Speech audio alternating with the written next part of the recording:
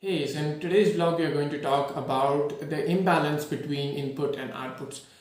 So if you see yourself, you will see that there are things that you do where you take inputs from outside. That is, you might be scrolling social media. This is a form of taking inputs. You might be watching reels or TikTok. That is a form of taking inputs. You might be talking to random people. That is also a form of taking inputs. And you might be reading books, you might be reading blogs, that is again a form of taking inputs. You might be watching TV series, that is again a form of taking inputs. Okay, so all this is input. Now let's talk about output. Output is the thing that you produce, that comes out of you. Okay, so when I write this blog or when I make this vlog, this is output. This is something that I'm producing. Okay, when I'm doing my work, I'm producing something, I'm making something. So that is the output. So there has to be a balance between your input and output. For a lot of people, there is a great imbalance between inputs and outputs. That is that their inputs are too much. They're spending the entire day taking inputs and they're spending very less time on producing outputs. So how do we balance these out? So there are a couple of ways to do that. So number one is that you reduce your inputs. Okay. So if your inputs are here, you need to start reducing your inputs to come down and get them closer to your outputs. And when you're reducing your inputs, you make sure that you're reducing the inputs that are not helping you. So mindlessly scrolling on social media doesn't help you. So you can remove that. Scrolling through reels and TikToks doesn't help you. Remove that.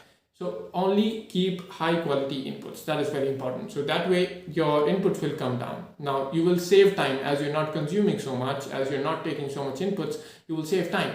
Now you have to allocate this time to creating output, to producing something into this world, something interesting, something creative, and that will help you a lot. So how do you do that? You allocate this time that you saved on consuming inputs to creating some output, to creating something that the world might like or might not like, but you still interestingly enjoy doing that, the process of it. Creating something into this world, that's an amazing process and it is satisfying in itself. So that will help you increase your output. So now that you have reduced your inputs to only the levels of high quality content, now you will also be able to increase your outputs as you're allocating more time to creating output. The last thing to worry about is how do you increase the quality of your output. For that, you will need to increase the quality of your inputs because output is very connected to your inputs. So if you increase the quality of your inputs, that means you're consuming high quality content. That means in the form of books, podcasts, blogs, and things like that.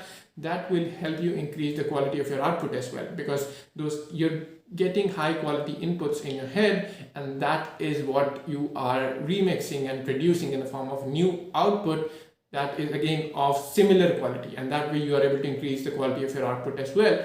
So this is the way to increase the quantity and quality of your output, and this is the way to balance out this imbalance between inputs and outputs. So if you want to live an interesting life, live a satisfying life, you will need to start balancing your inputs and outputs. If there is a huge imbalance, you're not going to be satisfied with yourself. So start creating more output, start reducing your inputs, and start working on the quality of your inputs, which will hence increase the quality of your outputs. Thank you so much. I hope you like it.